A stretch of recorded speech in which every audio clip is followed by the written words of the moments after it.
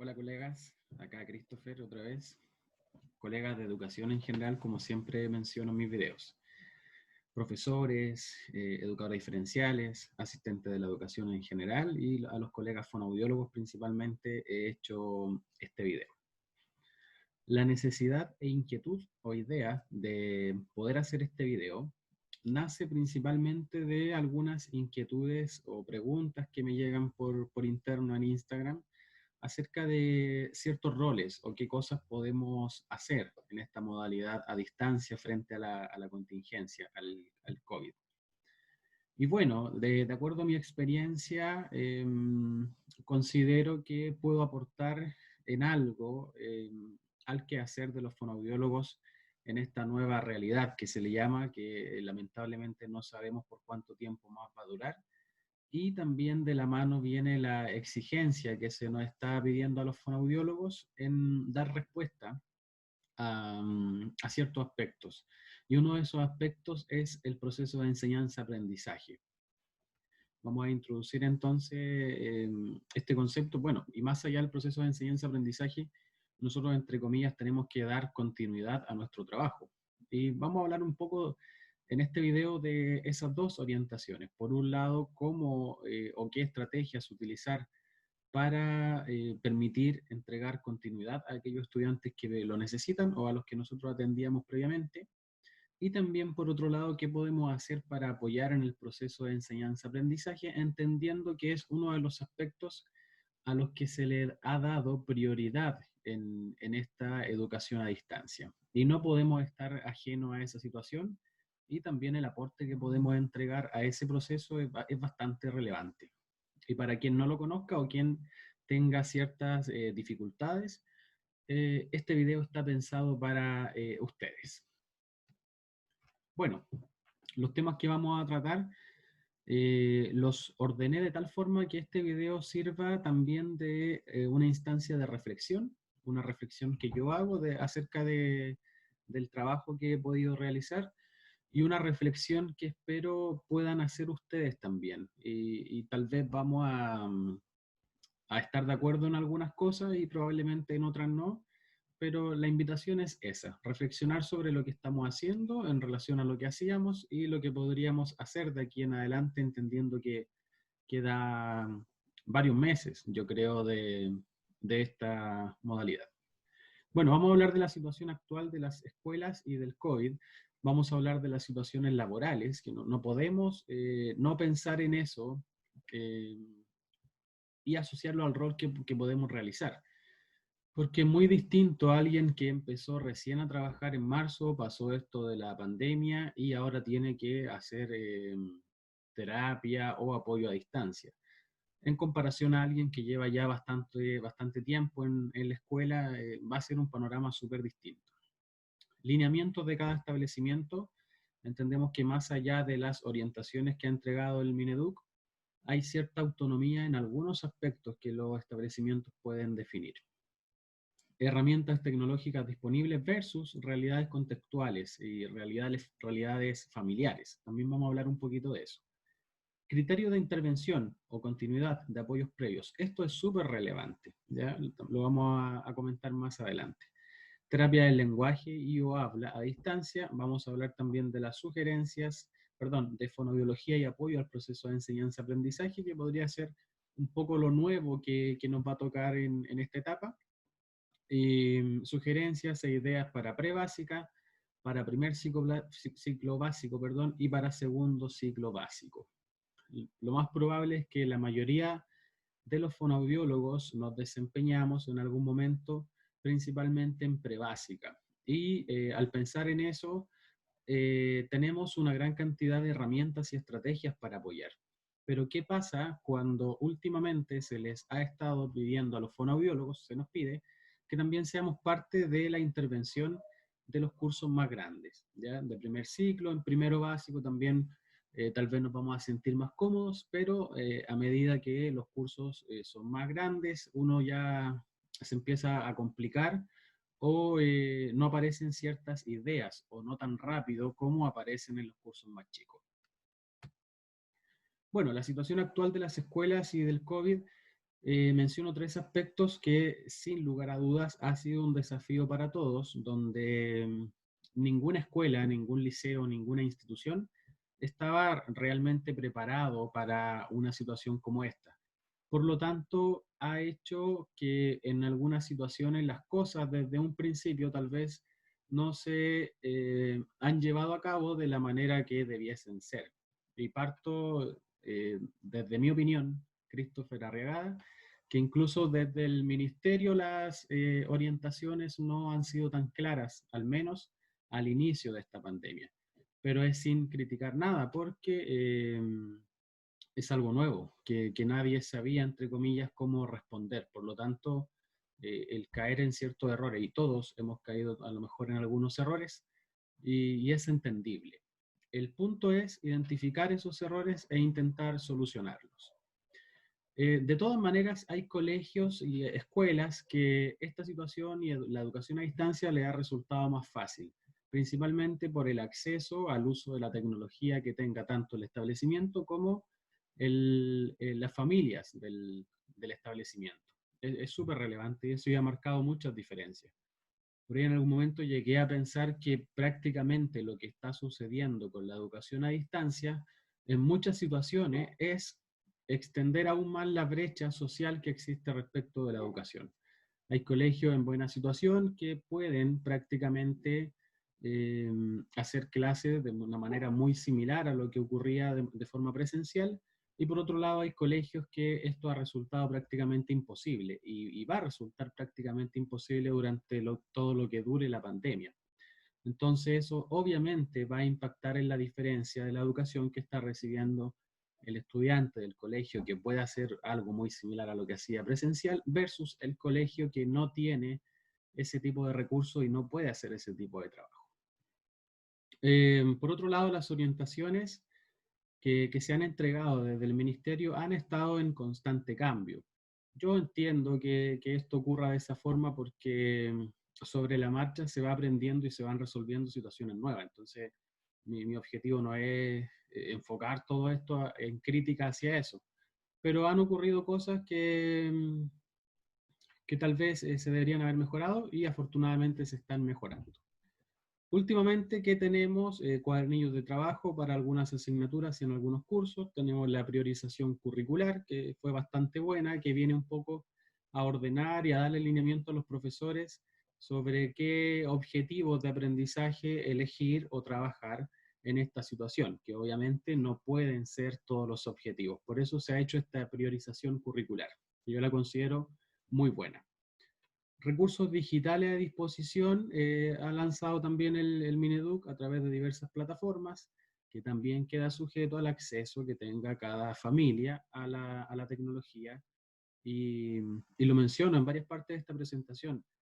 Por un lado, que tenga el acceso, por ejemplo, a un teléfono, a Internet, pero por otro lado tenemos el dominio de la tecnología que tenga la familia, que también marca la diferencia.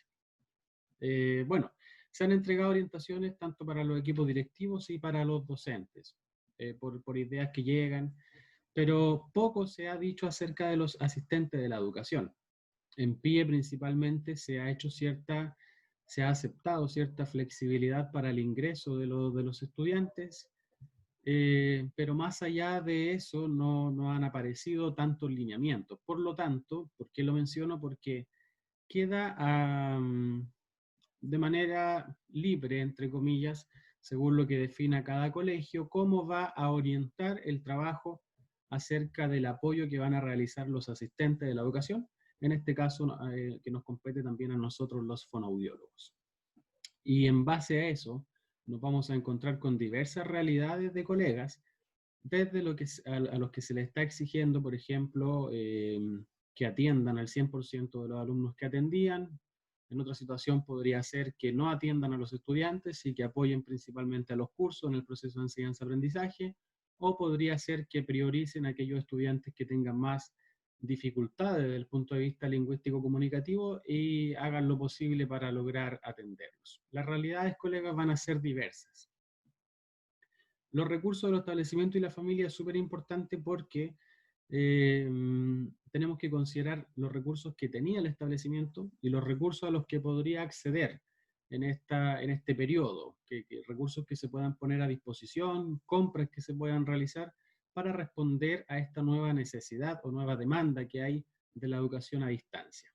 Pero también, lo comenté anteriormente, es importante conocer los recursos que tienen las familias, recursos que el colegio eventualmente podría entregarles a cada una de las familias, pero más allá de lo físico del recurso, es súper importante y muchas veces marca la diferencia el manejo acerca del uso de estos recursos que pueda tener esa familia.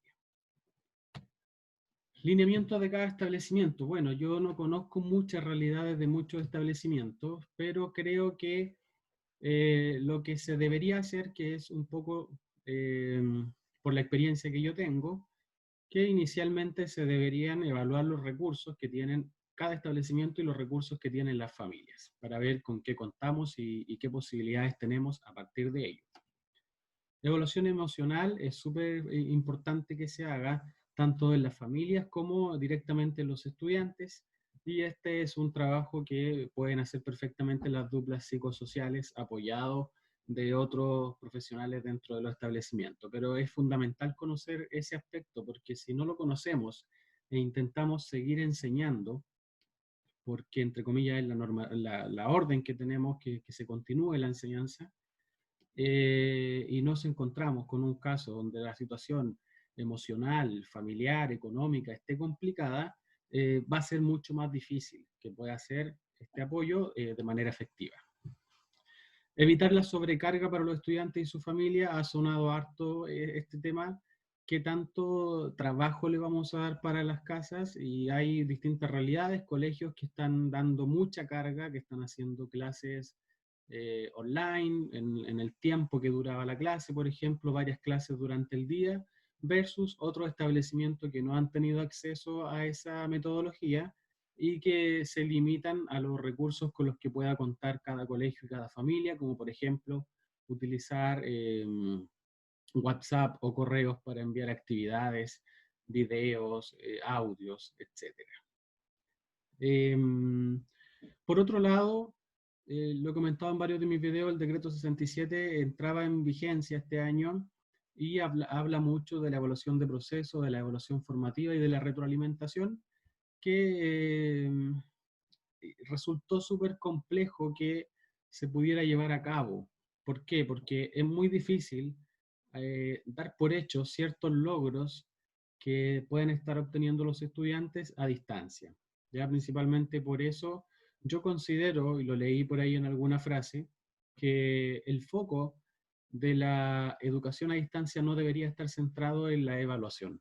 Ya, bueno, lo que yo opine o no opine en realidad no tiene mucho peso, pero es mi opinión al respecto. No deberíamos centrarnos en la evaluación, deberíamos centrarnos en el acompañamiento y hacer lo posible para que el alumno al menos sienta que sigue en alguna conexión con el establecimiento y poder entregar algún contenido o más bien intentar desarrollar alguna habilidad dentro de las que se haya priorizado por el Ministerio de Educación.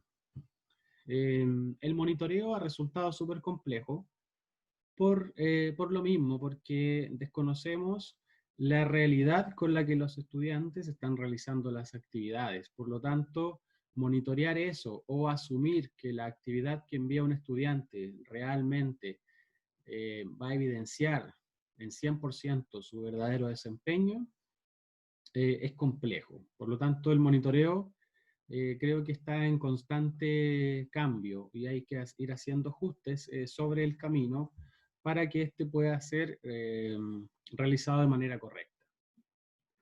Y bueno, también pensar qué vamos a monitorear. Vamos a monitorear la situación emocional, vamos a monitorear si aprenden o no aprenden, vamos a monitorear qué contenido vamos a entregar o qué habilidad vamos a desarrollar.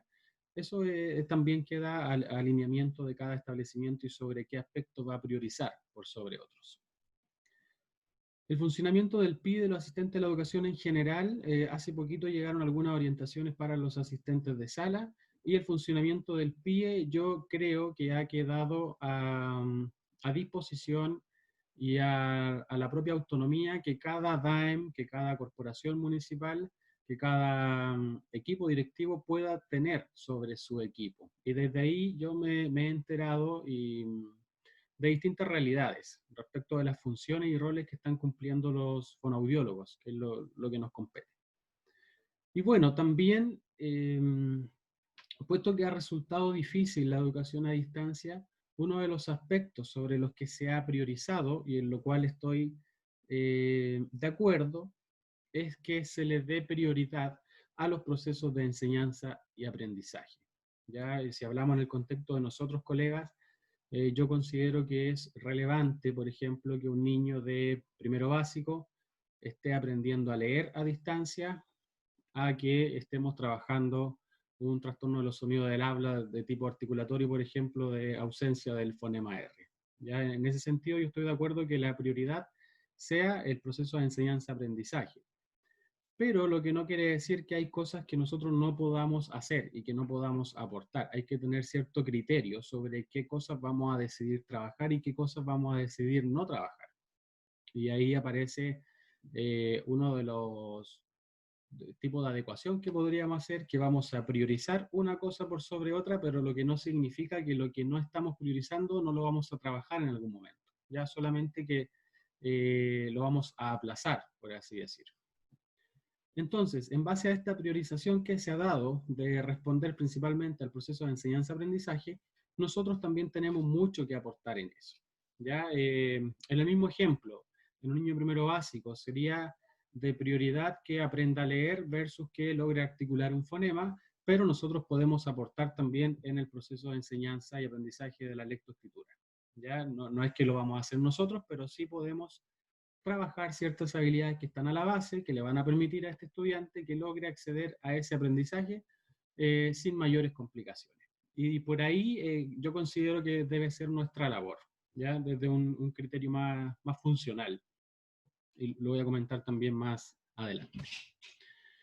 Bueno, desde esta temática, las situaciones actuales en las que se estén enfrentando, a las que nos estamos enfrentando los fonoaudiólogos, pueden ser muy diversas. Hay que considerar los roles previos, los roles actuales, los roles nuevos y la jornada laboral, que no es un tema menor. Por ejemplo, si los roles previos, tú como fonoaudiólogo, realizabas intervención en aula de recursos o también intervenías en aula común, hacías principalmente talleres en aula común, practicabas coenseñanza o no lo practicabas, participabas en consejos escolares y reflexiones pedagógicas, son análisis que tenemos que hacer. ¿Cuál era nuestra labor previo a esta pandemia? ¿Qué cosas hacíamos?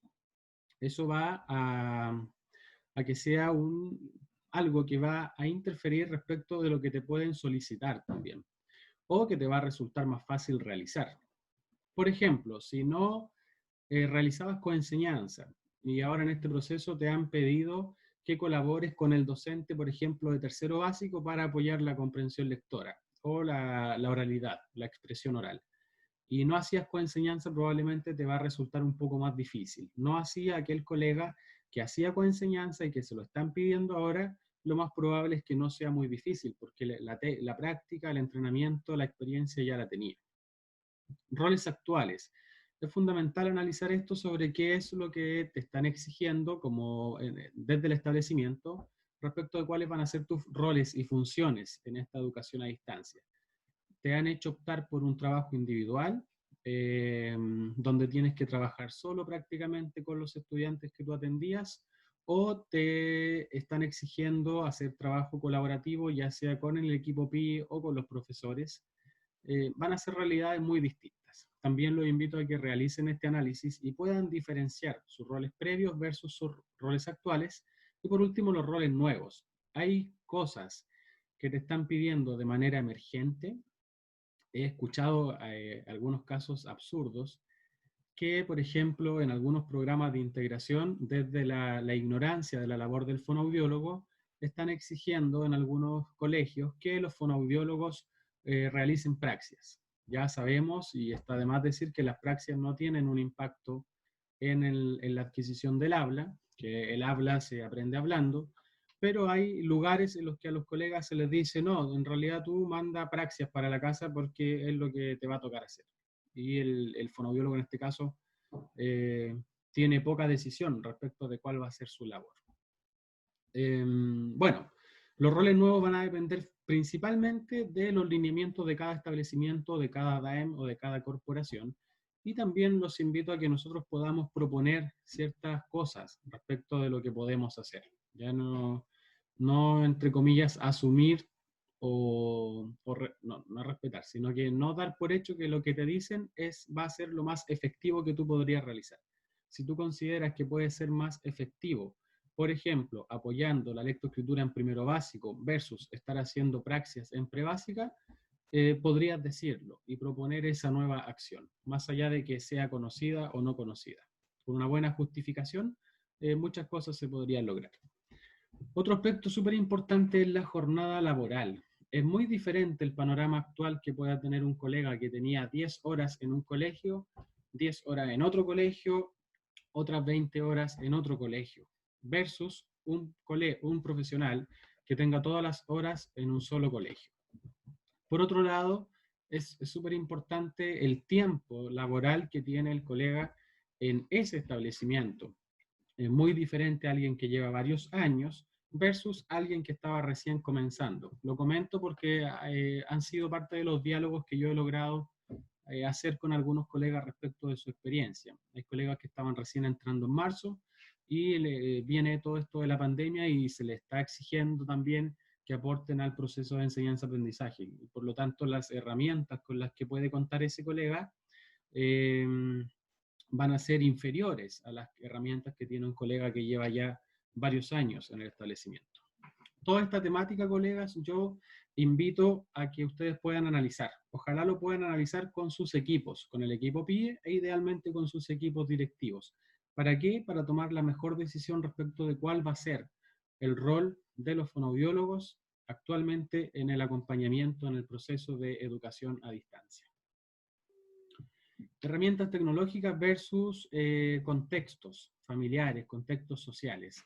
Es un tema súper relevante que no podía dejarlo pasar en esta presentación porque podría resultar muy fácil pensar que si los niños y sus familias todos tienen teléfono, todos podrían aprender.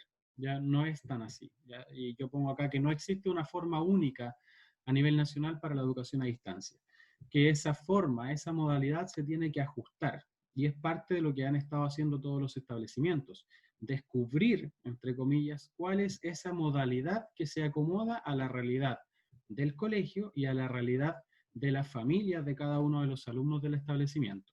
No podemos asumir cosas ni dar por hecho que van a ocurrir ciertas cosas. Ya es un proceso de evaluación por el que tiene que pasar cada establecimiento en conjunto a cada una de las familias. No existen recetas tampoco, nadie te podría decir esto te va a servir, esto no te va a servir. Son cosas que se van a ir descubriendo en cada uno de los equipos. Es un desafío constante, sí, personalmente también lo he sentido así. Día a día uno descubre cosas en esto de la teleterapia o la telerehabilitación o el teletrabajo. No somos los mismos hoy versus los que éramos cuando empezó esto. Probablemente ahora tenemos más herramientas y se nos hace más fácil grabarnos, hacer terapias por videollamada, cosa que al inicio prácticamente lo veíamos muy lejano o prácticamente imposible. El nivel educativo, social, económico, cultural de cada familia es relevante. Y de verdad, colegas, que es relevante. Personalmente me pasa que me ha funcionado muy bien darle continuidad a las terapias de manera individual por videollamada. Pero hay ciertas familias con las cuales he logrado trabajar por Zoom. Y resulta que esa mínima diferencia recae principalmente en la diferencia a nivel social o a nivel educativo que tienen las familias con las cuales yo trabajo. Y de manera espontánea se ha dado que hay familias que te piden que les acomoda más Zoom versus otras que le acomoda más la videollamada. En otras, en caso que solo pueden acceder a enviar audios y a recibir actividades. Por lo tanto, es importante que tengamos en cuenta ese aspecto.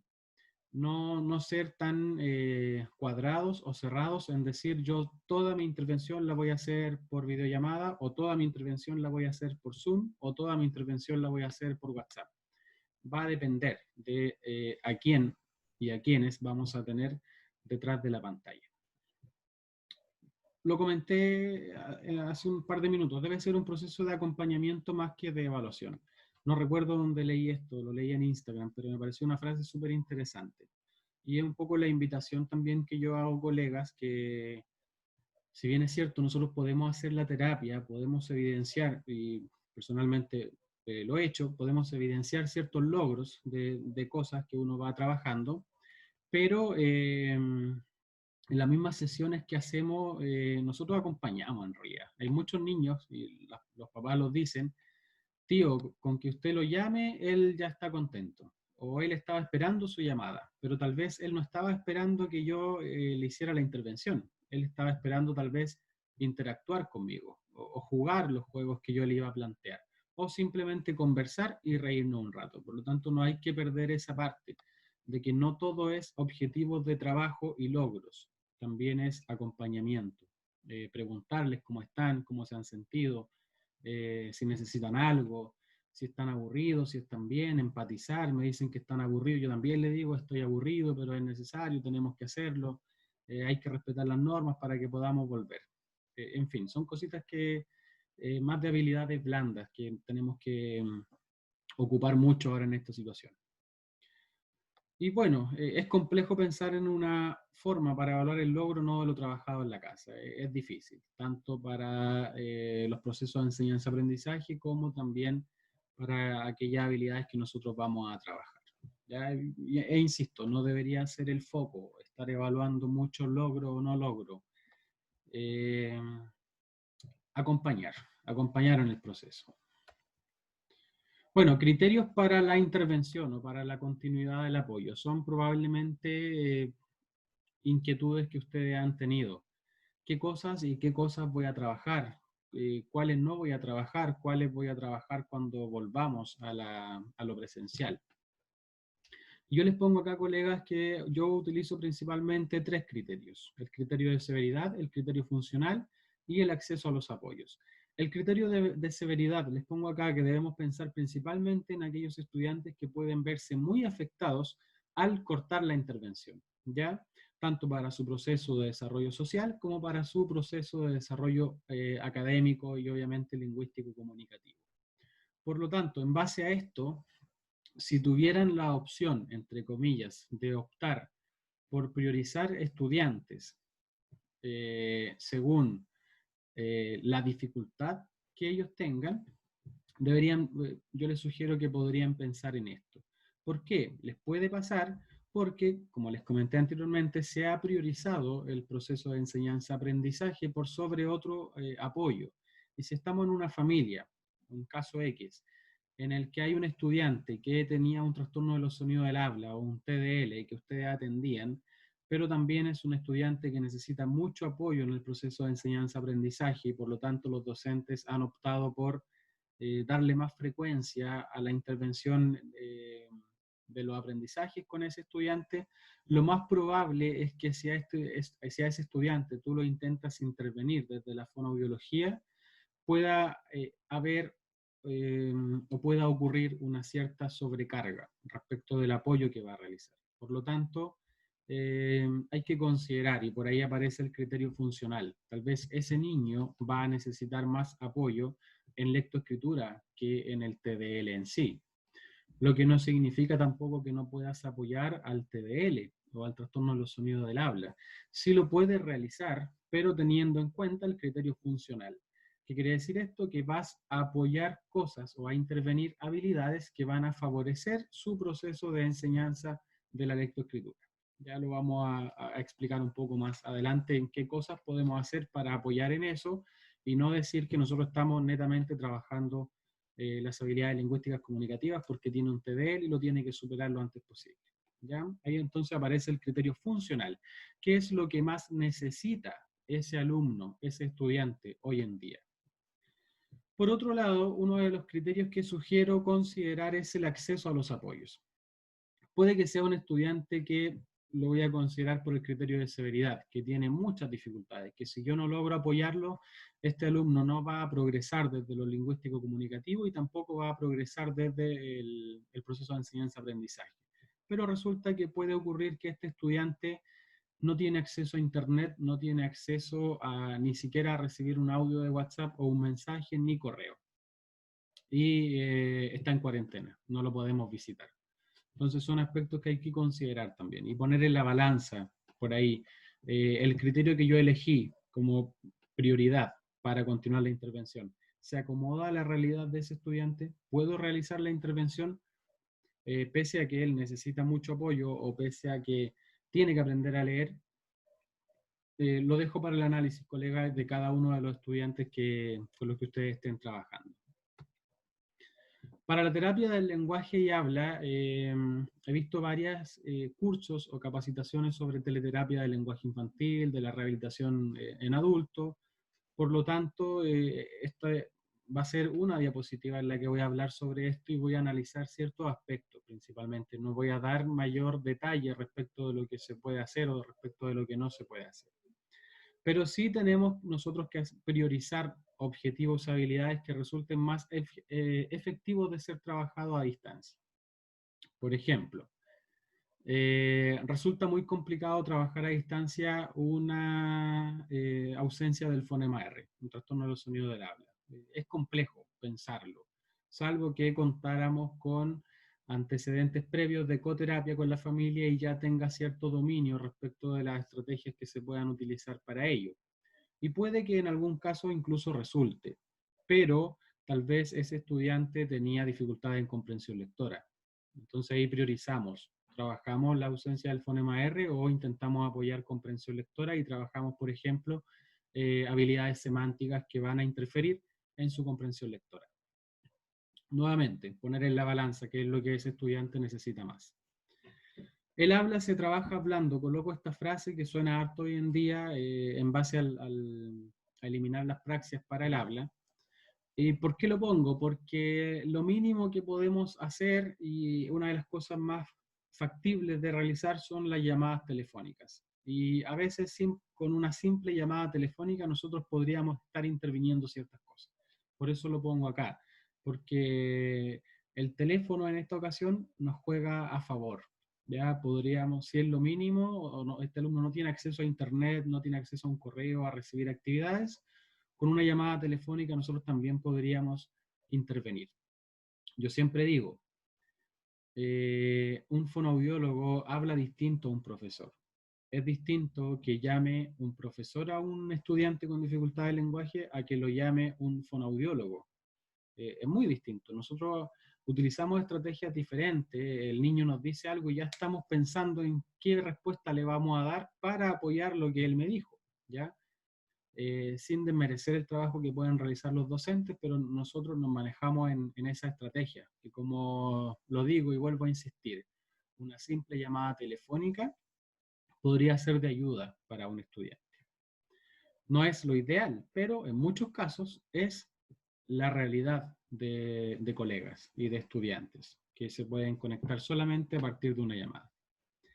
No debemos olvidar la motivación. Es súper importante que no pensar o no asumir que el alumno está motivado con recibir nuestra intervención. ¿Ya? Dentro de nuestras sesiones para el lenguaje y el habla, tienen que ser de manera atractiva, llamativa dentro de los recursos con los que contemos.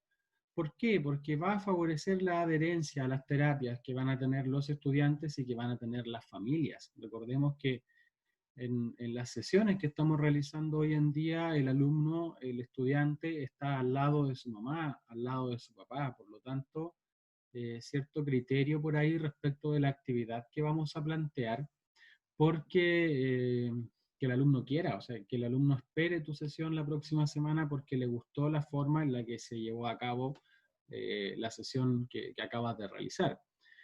Y ya sabemos que lo que más nos sirve a nosotros los fonobiólogos es el juego. Así que no olvidar el juego como un recurso fundamental para el apoyo a distancia.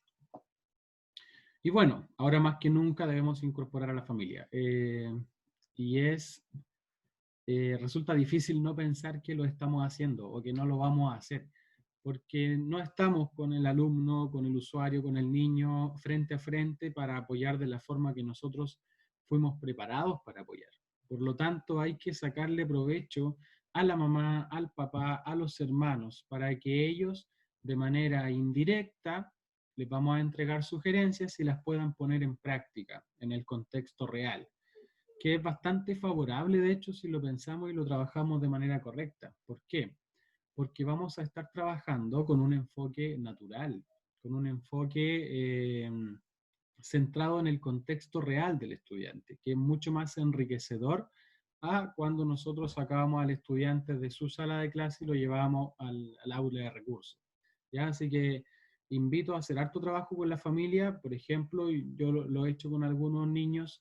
La primera sesión le digo, solamente quiero hablar con usted, ¿ya? Y le quiero explicar un poco, si es que no la conocía o si nos conocíamos, en qué la puedo apoyar a distancia y cuál es la labor que necesito que usted realice en la casa. Y analizar qué tan dispuesta desde un punto de vista actitudinal y por otro lado desde un punto de vista de la comprensión de lo que yo le podría enseñar a esa familia para ponerlo en práctica con su hijo en la casa.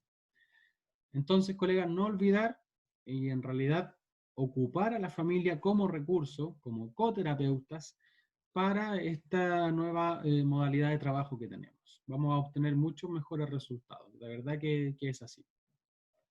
Un ejemplo, algo que me pasó ayer en una sesión, con un estudiante trabajando un trastorno de los sonidos del habla del fonema K. eh, Tenía dificultades para articularlo. Y ayer, gracias a una estrategia que yo pensé que no iba, de verdad yo pensé que no iba a resultar, porque de hecho yo le dije a la mamá, vamos a intentar hacer algo que sería ideal que lo realizáramos de manera presencial, pero yo le voy a enseñar a usted cómo realizarlo. Y usé una estrategia que se la modelé por videollamada, le mostré lo que tenía que hacer y logramos que el estudiante eh, lograra producir el fonema K. ¿Ya? Así que fue súper bonito eso por la, lo que logró la familia, lo que sintió en este caso la mamá y el hermano, al ser capaces ellos de intervenir un sonido que no nos estaba resultando hace 3, 4 semanas atrás con un estudiante y le resultó en 2 minutos con algo súper simple. Así que también me pasó. Yo estaba prácticamente asumiendo que era algo que no iba a resultar, pero con una buena explicación, un modelado respecto de cómo era la estrategia, logramos el objetivo que teníamos ya trabajando hace un par de semanas. Bueno, fonobiología en apoyo a los procesos de enseñanza-aprendizaje. ¿Por qué? Se deberían probablemente preguntar ustedes por qué el fonoaudiólogo tiene que apoyar al proceso de enseñanza-aprendizaje o por qué, en muchos casos lo han comentado colegas y me han dicho, me están pidiendo que apoye el octavo, me están pidiendo que apoye el sexto y yo antes no lo hacía, yo apoyaba prebásica y no sé qué hacer. ¿Ya? Entonces, ¿por qué está ocurriendo esto? Por un lado, yo considero que hay más cultura acerca de nuestro rol y hay más cultura principalmente desde nuestro aporte a la comprensión y obviamente a la comprensión lectora, que son los conceptos que más suenan a nivel de colegio. El fonoaudiólogo trabaja comprensión, entonces tal vez nos puede ayudar en comprensión lectora, y efectivamente es así, podemos apoyar ese proceso. Ya se sabe, se debería saber, de nuestro rol en conciencia fonológica. Es una de las cosas que más realizamos en los establecimientos o que al menos realizamos cuando empezamos a trabajar. Y cuando nosotros lo trabajamos, lo ideal es que nosotros expliquemos por qué estamos trabajando y por qué insistimos que se trabaje tanto la conciencia fonológica por el predictor de excelencia para el acceso a la decodificación. Por lo tanto, es probable que te estén pidiendo en primero básico, en prekinder y kinder, trabajar conciencia fonológica asociado a un criterio funcional porque le va a ayudar al proceso de lectoescritura. Lenguaje y lectoescritura como recurso a los procesos de enseñanza-aprendizaje. Por lo tanto, el rol del fonoaudiólogo en lenguaje y en lectoescritura es fundamental para que un estudiante pueda aprender. El lenguaje ya sabemos que está presente en algo tan básico como en entregar una instrucción. Por lo tanto, si es un alumno que tiene dificultades en comprensión auditiva, lo más probable es que no va a entender de la misma manera que un alumno que no tenga una instrucción para ejecutar una actividad. Y pensemos que incluso esta instrucción está siendo entregada solamente de manera escrita o solamente a partir de un audio, por WhatsApp, por ejemplo, sin tener la interacción, donde uno puede usar cierta estrategia para asegurarnos que el alumno comprendió o no la actividad. En este caso, el alumno va a realizar la actividad en su casa, en compañía de sus padres, y el aporte que podríamos realizar ahí a la comprensión básica, partiendo por una instrucción de una actividad, es fundamental. Y es súper importante, o sea, va a influir directamente en el desempeño y en la ejecución de esa tarea, de esa actividad que se le mandó al estudiante para la casa. Pensemos que ese estudiante también tiene dificultades en comprensión lectora y nosotros manejamos de procesos semánticos que van a apoyar la comprensión lectora o de procesos sintácticos. También podríamos apoyar en ese aspecto para que ese alumno logre adquirir el contenido o la habilidad que se le está intentando enseñar a distancia. Bueno, les comenté, tenemos mayor demanda. Varios colegas me han dicho, me están pidiendo cosas que antes yo no hacía y no sé qué hacer en realidad. El mismo ejemplo, me están pidiendo que apoye al octavo y a distancia y yo ni siquiera lo hacía de manera presencial. ¿Qué puedo hacer? Por otro lado, el TDL ya sabemos que cambió la nomenclatura porque viene asociado, y de específico no tenía nada, viene asociado a dificultades tanto cognitivas y sabemos, según algunos estudios que han aparecido, varios estudios en realidad, que el TDL ya dejaría de ser, entre comillas, algo más nuevo, dejaría de ser una necesidad educativa transitoria.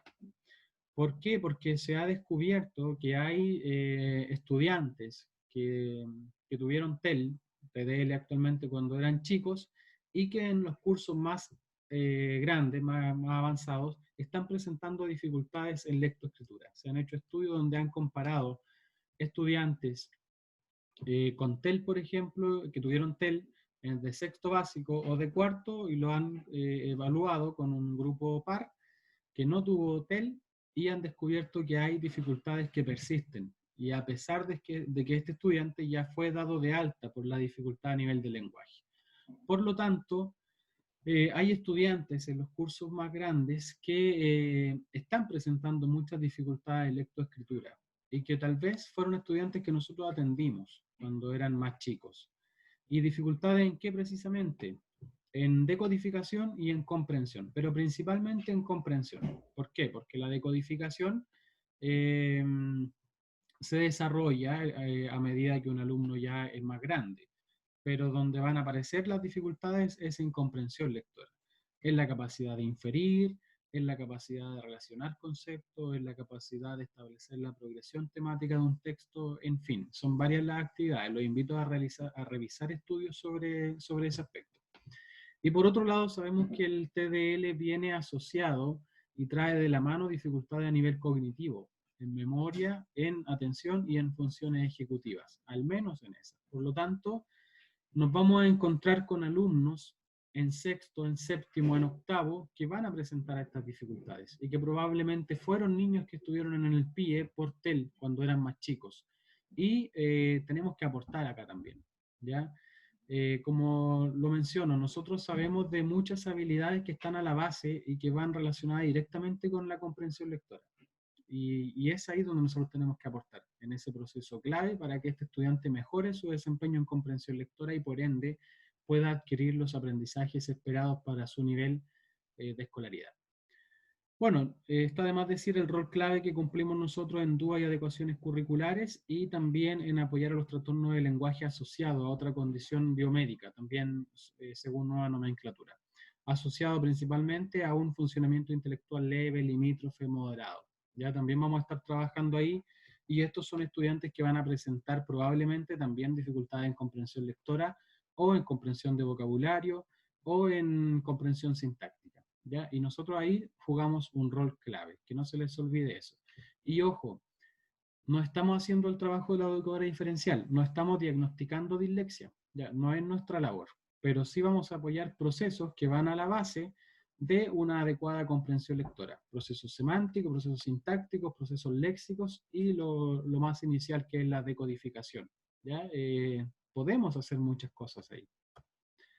Bueno, para finalizar, vienen ahora las sugerencias para prebásica, básica, primer ciclo y segundo ciclo. Ojo, insisto, son sugerencias e ideas, no es receta, ya lo comenté, no existen recetas, pero espero que a alguien que se está viendo corto de recursos o de ideas le pueda servir. Bueno, para prebásica, no olvidar la importancia del juego, el juego como recurso y el juego como objetivo. Ya si nos están pidiendo principalmente a algunos colegas fonoaudiólogos que trabajen solo en prebásica, una de las mejores herramientas, estrategias que pueden utilizar es la enseñanza de cierto tipo de juegos para la casa.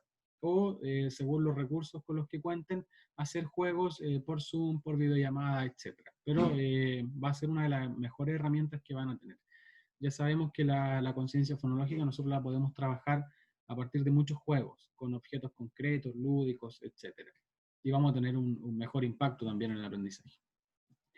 Jugamos un rol clave en el desarrollo de la conciencia fonológica, por lo tanto, es muy probable que sea una de las habilidades que estemos trabajando, ¿ya? O que muchos colegas continúan trabajando. E insisto, mientras más lúdico, mejor. Mientras más concreto, mejor. Y por ahí se puede hacer mucho.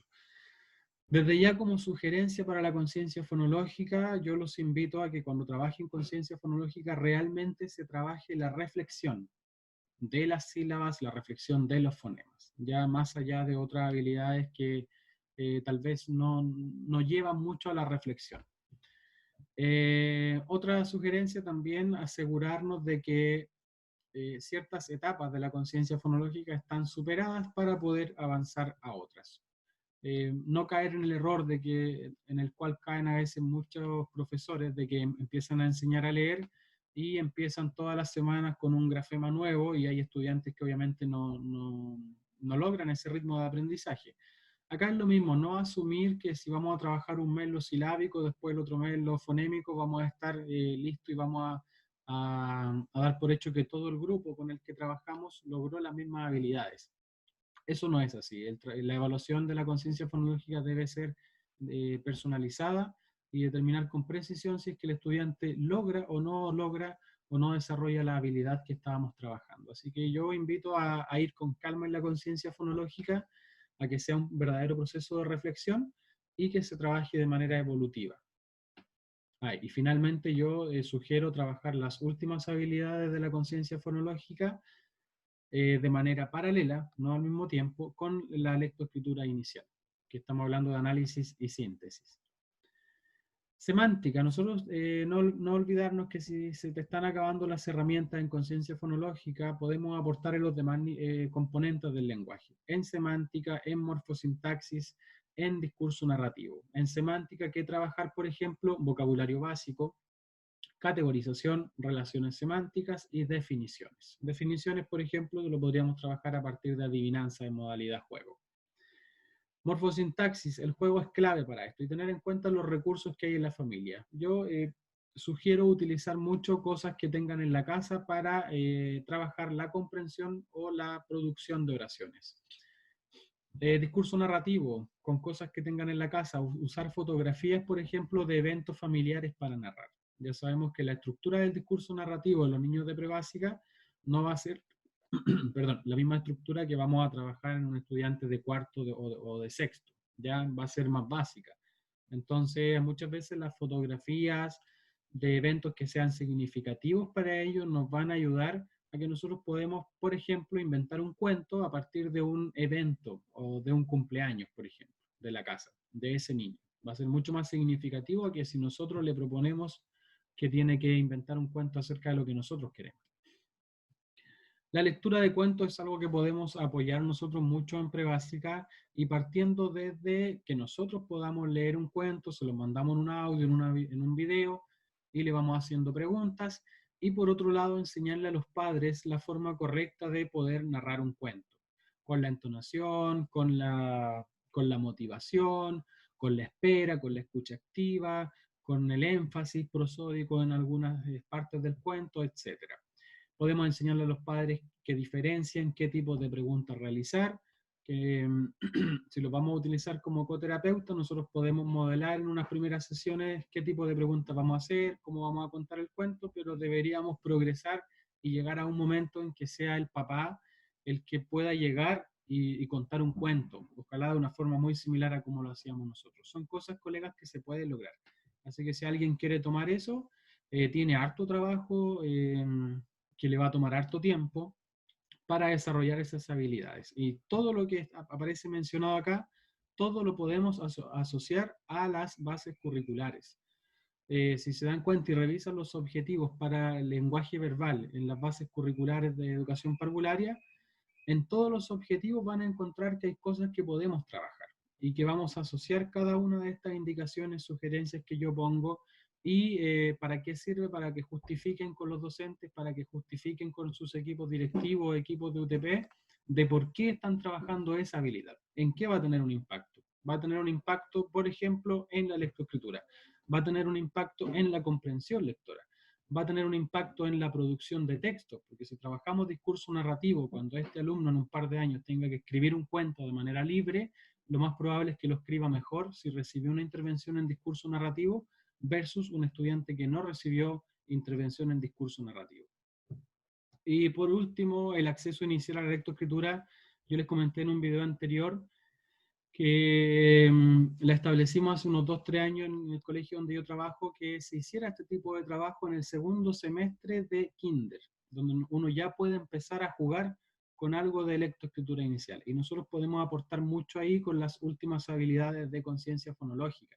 Ya sabemos que la conciencia fonológica no se trabaja con letras, pero muchas veces se van a topar estas habilidades. Va la clave en usar la estrategia correcta respecto de si quiero incorporar cierta conversión fonema-grafema y estar al mismo tiempo trabajando análisis y síntesis. Así que yo sugiero que en kinder, ya estamos en segundo semestre de kinder, vamos a empezar entonces, tal vez, obviamente, este kinder, su primer semestre, no fue igual al que hubiese sido de manera presencial. Tal vez vamos a ir un poco más atrasados en algunas cosas, pero en un par de meses más tal vez podríamos empezar a trabajar este aspecto.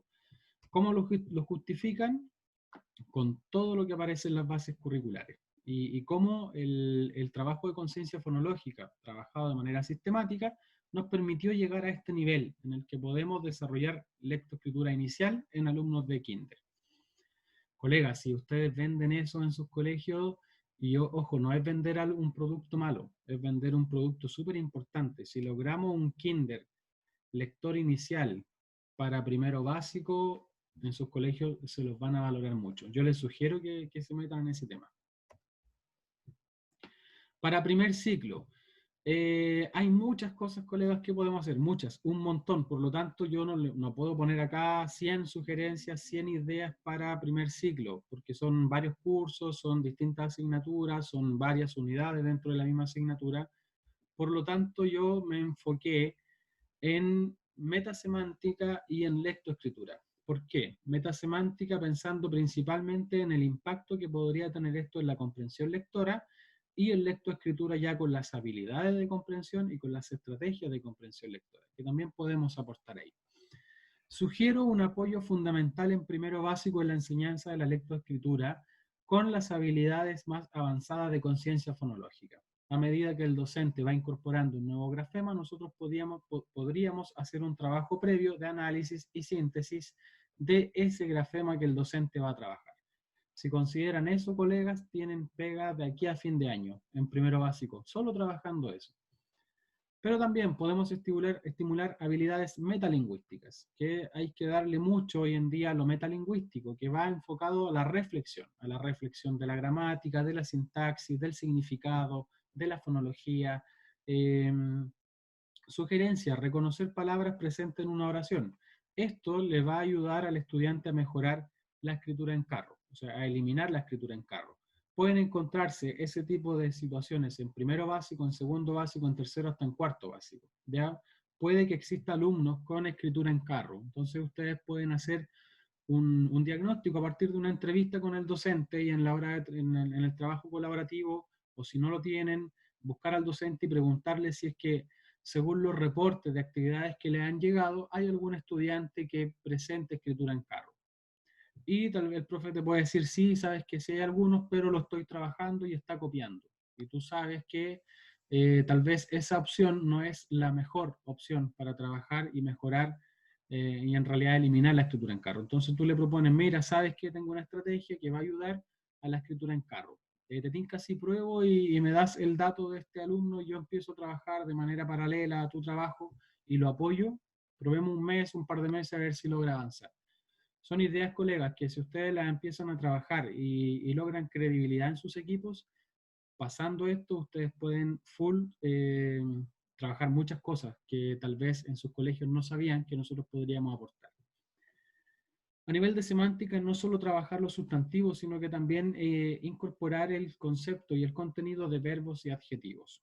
Reconocer palabras versus no palabras, trabajar las relaciones semánticas, realizar mapas semánticos con vocabulario y reforzar mucho el vocabulario académico. El vocabulario académico y el vocabulario en general, muchas veces los alumnos con TDL no lo adquieren de manera natural y requieren de una enseñanza explícita. Por lo tanto, nosotros también podemos aportar en eso. Colegas, si uno se enfoca en una de estas habilidades y le dice a sus equipos que ustedes pueden trabajar, por ejemplo, vocabulario académico de todo el contenido que viene de aquí a fin de año, ustedes tienen ahí mucha pega, mucho trabajo que hacer. Ahora, eso es una idea. Si incorporaran todo lo que están acá, les van a sobrar las ideas y las intervenciones y las opciones en cualquier curso. Siempre primero comprensión y luego expresión, eso es algo que todos los fonoaudiólogos manejamos. Para que un alumno logre incorporar en su léxico activo una palabra, primero debe comprenderlo y entender en profundidad el significado y las relaciones de esa palabra con otras. Por eso es importante. Bueno, las relaciones semánticas de sinonimia, antonimia, analogías verbales, categorización. ¿Para qué? ¿Cómo pueden justificar esto? Simplemente para la comprensión lectora. Dentro de la comprensión lectora se van apareciendo mucho vocabulario, van apareciendo muchos conceptos y van apareciendo también conceptos que tal vez no van a tener relación semántica ese concepto con otro que apareció en el texto, pero sí relación semántica de un nuevo concepto con conocimiento previo del estudiante. Y va a tener que establecer una relación, tal vez de analogía, tal vez de categorización o de sinonimia. Por lo tanto, son habilidades que hay que reforzar. Y en lectoescritura, no olvidar que la lectoescritura implica decodificación, que podemos aportar ahí. Colegas, si hay un estudiante en tercero, en cuarto, en segundo, que no logra leer y que el docente te manifiesta que este alumno hace omisiones, sustituciones, que hay muchos errores en su escritura, en su lectura, que hay grafemas, conversiones, grafema-fonema que todavía no domina, lo más probable es que sea un alumno que si tú evalúas conciencia fonológica, lo más probable es que tenga dificultades todavía en conciencia fonológica y requiera trabajo en eso. Son casos que tenemos que identificar, que tenemos que conversar con los colegas de los establecimientos y preguntarles si tienen algunos estudiantes que están presentando este tipo de dificultades. Por otro lado, la comprensión, que es el foco de la lectoescritura. Leer, ya sabemos que leer es comprender, y la fluidez. La fluidez, ustedes pueden decir, ay, ¿dónde queda la velocidad? La menciono ya más abajo, pero la fluidez es un tema del próximo video que voy a subir a YouTube, que lo voy a hacer con una colega, pero la fluidez incluye a la velocidad, ¿ya? Y la fluidez no solo es velocidad, eso es lo que vamos a aclarar, pero les voy a comentar un poquito acá. Ejercicios de precisión. Si queremos que un estudiante de tercero, cuarto, quinto, que no tiene precisión en la decodificación, hace sustituciones, omisiones, reducción de la palabra, muchas regresiones, muchos errores, podemos hacer este tipo de ejercicios, lectura de palabras y lectura de logotomas o de no palabras, y analizar para las palabras que vamos a utilizar, frecuencia, longitud y complejidad silábica de cada una de las palabras que vamos a trabajar. La sugerencia es abarcar todo el espectro de variedad silábica que hay, consonante vocal, vocal consonante, consonante consonante vocal, consonante vocal consonante consonante, etc. ¿Ya? Si queremos mejorar que sea una lectura precisa, automática, hay que entrenar lectura de logotomas y de diversidad de logotomas. Ya no solo logotomas simples, sino que también hacer logotomas complejos. En velocidad lectora podríamos sugerir o trabajar, si es que alguien no la está trabajando, identificación rápida de palabras dentro de un texto. Por ejemplo, quiero que en este texto encuentres cuántas veces aparece la palabra que. Busca la palabra que en este texto. Y te voy a tomar el tiempo y la empieza a buscar. Ayuda a los movimientos visuales, ayuda a la decodificación rápida, precisa, automática, etc. Cronolectura, quiero que leas este texto y te voy a tomar el tiempo. Y le hago una segunda lectura y quiero que este texto lo leas, pero esta es tu meta, no sé, 2 minutos y medio. Quiero que te demores menos de 2 minutos y medio. Vamos, vas a leer más rápido. Lectura rápida de palabras, una lista de palabras, pueden tomar el tiempo, cuánto se demora, la idea es que siempre se demore menos, etc. Ojo, pongo acá ejercicios de velocidad lectora porque es necesario, pero la velocidad lectora no es suficiente para que un alumno pueda comprender. Necesitamos de la prosodia lectora y de una adecuada precisión. Si se dan cuenta, acá están los tres aspectos de la fluidez. Precisión, que es decodificación, y automaticidad, y todo lo que implica hacer la conversión de manera rápida y precisa. Velocidad lectora y entrenamiento prosódico. Si nosotros trabajamos esos tres aspectos, vamos a tener estudiantes que van a comprender mejor. Sugerencias. ¿Por qué lo comento? Porque muchas veces se les da prioridad a trabajar solo la velocidad lectora en los colegios. Velocidad, velocidad, velocidad. Muchas veces incluso sin estrategias. Y muchas veces sin evaluar la comprensión. Y solo evalúan 2 veces al año o 3 veces al año velocidad lectora y hacen una comparación, sin haberlo trabajado, sin ver el impacto que tiene esa velocidad en la comprensión. En fin, no todo es velocidad. La fluidez implica precisión, velocidad y prosodia. El entrenamiento prosódico, modelado de la lectura, lectura conjunta y lectura repetida. Y sugiero trabajar habilidades de comprensión lectora, localizar, relacionar, interpretar y reflexionar. En el tercer o cuarto video que está en mi canal pueden revisar ese tema. Y estrategia de comprensión lectora y profundizar en el concepto de metacomprensión. Nosotros le vamos a decir al estudiante, si le vamos a enseñar la estrategia, le tenemos que decir que estas estrategias que va a tener a su disposición son recursos que tiene que utilizar para que él pueda comprender mejor. Así lo tiene que decir. ¿Qué vamos a hacer para que tú puedas comprender mejor? Si no logramos que un alumno tenga metacomprensión, no nos va a servir de nada que nosotros le enseñemos, por ejemplo, releer. Porque probablemente le enseñamos a releer muchas veces, pero si él no es consciente de que lo tiene que utilizar y de cuándo lo tiene que utilizar, lo más probable es que no sirva. La clave es que el estudiante detecte que cuando es difícil algo, cuando hay algo que le cuesta y qué cosas puede hacer para que eso sea más fácil. Así sugiero enseñar la metacomprensión. Estrategias que sugiero: releer, subrayar, predecir, activación de conocimientos previos o de conceptos claves que van a aparecer dentro del texto, enseñar a identificar vocabulario a partir del contexto y el trabajo de las inferencias. No son todas las estrategias, pero sugiero esas. Insisto, colegas, si nosotros nos metemos en este tema, ¿y por qué nos vamos a meter? Porque todas estas estrategias se trabajan de manera oral inicialmente. Nosotros tenemos que explicarle en qué consisten y nosotros las podemos explicar muy bien. Y vamos a ir trabajando siempre el lenguaje, si no nos vamos a estar perdiendo de nuestra labor. Va a aparecer vocabulario, va a aparecer sintaxis, va a aparecer gramática, va a aparecer decodificación, fonología, va a aparecer prosodia, fluidez, entonación, volumen. Todo aparece en la lectura. Entonces no es que estemos haciendo algo que nosotros no deberíamos tocar. Al contrario, vamos a estar apoyando al trabajo que pueda estar haciendo cualquier otro especialista,